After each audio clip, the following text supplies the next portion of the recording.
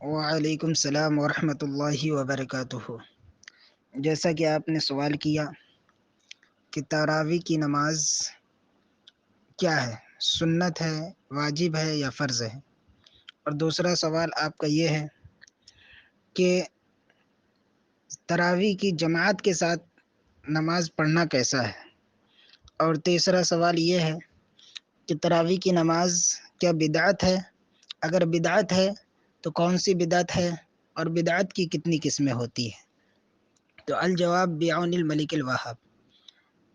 صورت مسئولہ میں سب سے پہلے جیسا کہ آپ نے سوال کیا کہ تراویح کی نماز سنت ہے کہ واجب ہے کہ فرض۔ تراویح مرد و عورت سب کے لیے بالاجماع سنت موقدہ ہے، اس کا ترک جائز نہیں۔ در مختار میں بھی اسی طرح ہے اور بہار شریعت میں بھی اسی طرح ہے، اور اسی پر خلفائے راشدین رضی اللہ تعالی علیہم اجمعین نے مداومت فرمائی، اور نبی کریم صلی اللہ تعالی علیہ وسلم کا ارشاد ہے کہ میری سنت اور سنت خلفائے راشدین کو اپنے اوپر لازم سمجھو، اور خود حضور صلی اللہ تعالی علیہ وسلم نے بھی تراویح پڑھی اور اسے بہت پسند فرمایا، جیسا کہ صحیح مسلم شریف میں ابو ہریرہ رضی اللہ تعالی عنہ سے مروی ہے۔ ارشاد فرماتے ہیں جو رمضان میں قیام کرے ایمان کی وجہ سے اور ثواب طلب کرنے کے لیے، اس کے اگلے سب گناہ بخش دیے جائیں گے، یعنی صغائر۔ پھر اس اندیشہ سے کہ امت پر فرض نہ ہو جائے ترک فرمائی، پھر فاروق اعظم رضی اللہ تعالی عنہ رمضان میں ایک رات مسجد کو تشریف لے گئے اور لوگوں کو متفرق طور پر نماز پڑھتے پایا، کوئی تنہا پڑھ رہا ہے، کسی کے ساتھ کچھ لوگ پڑھ رہے ہیں۔ فرمایا میں مناسب جانتا ہوں کہ ان سب کو ایک امام کے ساتھ جمع کر دوں تو بہتر ہو۔ سب کو ایک امام ابی بن کعب رضی اللہ تعالی عنہ کے ساتھ اکٹھا کر دیا، پھر دوسرے دن تشریف لے گئے۔ ملاحظہ فرمایا کہ لوگ اپنے امام کے پیچھے نماز پڑھتے ہیں۔ فرمایا نعمتی بدعت ہادی، یہ اچھی بدعت ہے، رواہ اصحاب السنن۔ اور جمہور کا مذہب یہ ہے کہ تراویح کی 20 رکعت ہے، اور یہی احادیث سے ثابت ہے۔ اور دوسری بات جیسا کہ آپ نے کہا تھا کہ تراویح کی جماعت کیا ہے، تو تراویح میں جماعت سنت کفایہ ہے کہ اگر مسجد کے سب لوگ چھوڑ دیں گے تو سب گنہگار ہوں گے، اور اگر کسی ایک نے گھر میں تنہا پڑھ لی تو گنہگار نہیں، مگر جو شخص مقتدا ہو کہ اس کے ہونے سے جماعت بڑی ہوتی ہے اور چھوڑ دے گا تو لوگ کم ہو جائیں گے، اسے بلا عذر جماعت چھوڑنے کی اجازت نہیں۔ فتاوی عالمگیری میں بھی یہی ہے اور بہار شریعت میں بھی اسی طرح ہے۔ اور تراویح مسجد میں باجماعت پڑھنا افضل ہے، اگر گھر میں جماعت سے پڑھی تو جماعت کے ترک کا گناہ نہ ہوا، مگر وہ ثواب نہ ملے گا جو مسجد میں پڑھنے کا تھا۔ فتاوی عالمگیری بہار شریعت۔ پھر آپ کا تیسرا سوال یہ تھا کہ بدعت کسے کہتے ہیں اور بدعت کی کتنی قسمیں ہیں۔ تو بدعت ہر اس چیز کو کہتے ہیں جو حضور کے زمانے میں نہیں تھا، بعد میں کسی چیز کے ایجاد کرنے کو یا کسی چیز کے قائم کرنے کو بدعت کہتے ہیں۔ لیکن ہمارے علماء نے بدعت کی 3 قسمیں فرمائی ہے، جن میں سے ایک بدعت حسنہ ہے، ایک بدعت سیئہ اور ایک بدعت مباح۔ بدعت حسنہ اس بدعت کو کہتے ہیں کہ جو حضور کے زمانے میں کام نہیں ہو رہا تھا، کوئی فعل نہیں ہو رہے تھے جو اب ہو رہے ہوں، اور وہ سنت اور قرآن اور حدیث کے خلاف نہ ہو تو اسے بدعت حسنہ کہتے ہیں۔ اور بدعت سیئہ وہ بدعت یعنی جو حضور کے زمانے میں نہیں ہو رہے تھے اور وہ برے کام جو خلاف شرع اب کیے جا رہے ہیں، اسے بدعت سیئہ کہتے ہیں۔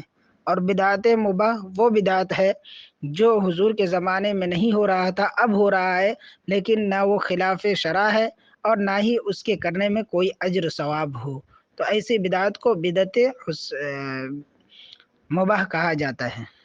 اور رہا آج بعض لوگ، حدیث کے دو ٹکڑے ہیں، دو حدیثیں ہیں۔ ایک حدیث کل بدعت ضلالۃ وکل ضلالۃ فی النار، یعنی ہر بدعت یعنی نئی بات گمراہی ہے اور ہر گمراہی جہنم میں لے جانے والی ہے۔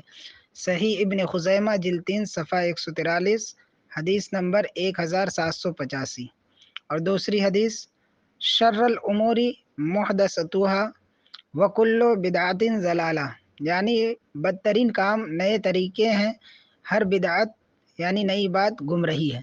مسلم صفحہ 430، حدیث 847۔ تو اس کا جواب یہ ہے کہ دونوں احادیث مبارکہ حق ہے۔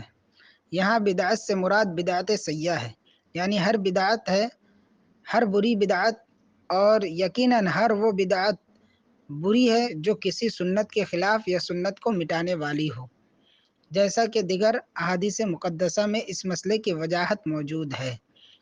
اور اسی کے متعلق حضرت سیدنا شیخ عبدالحق محدث دہلوی علیہ رحمت و رضوان فرماتے ہیں کہ کل بدعت ضلالۃ وکل ضلالۃ فی النار کے تحت فرماتے ہیں جو بدعت اصول اور قواعد سنت کے موافق اور اس کے مطابق قیاس کی ہوئی ہے، یعنی شریعت و سنت سے نہیں ٹکراتی، اس کو بدعت حسنہ کہتے ہیں، اور جو اس کے خلاف ہو وہ بدعت گمراہی ہے۔